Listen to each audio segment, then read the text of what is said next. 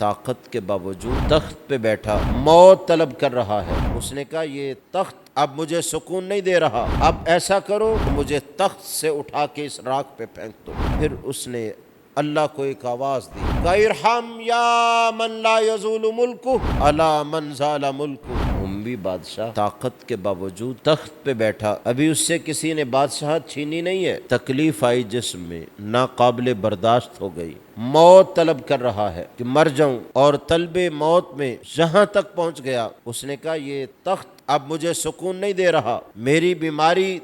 زور پکڑتی جا رہی ہے، رب کے ہاں مجبور ہوتا جا رہا ہوں، اب ایسا کرو یہ سارے قالین ہٹاؤ، تعیش کا سامان الگ تھلگ کرو، خالی زمین کے اوپر راکھ جلی ہوئی بچھا دو اور مجھے تخت سے اٹھا کے اس راکھ پہ پھینک دو۔ ابھی کسی نے تخت چھینا نہیں ہے، لوگ اشارہ ابرو کا انتظار کر رہے ہیں مگر ابرو حرکت کر ہی نہیں رہی، لوگ اس کی بات سننے کے لیے تیار ہیں، منتظر ہیں، مگر زبان بول ہی نہیں رہی، اور اتنا مجبور ہو گیا اس نے کہا اٹھاؤ تخت سے مجھے اس زمین پر نیچے لٹا دو۔ زمین پر نیچے لٹا دیا گیا۔ پھر اس نے اللہ کو ایک آواز دی کہ ارحم یا من لا یزول ملکہ الا من زال ملکہ۔ ابھی بادشاہ ہے، سانس ابھی موجود ہے، آواز دے رہے، کہتے اے وہ ذات جس کی بادشاہت ہمیشہ رہنے والی ہے، رحم کر اپنے اس بندے پر جس کی بادشاہت ختم ہو گئی۔ یعنی وہ تمنا کر رہا ہے یا اللہ مجھے موت دے دے، اب یہ تکلیف برداشت نہیں ہوتی۔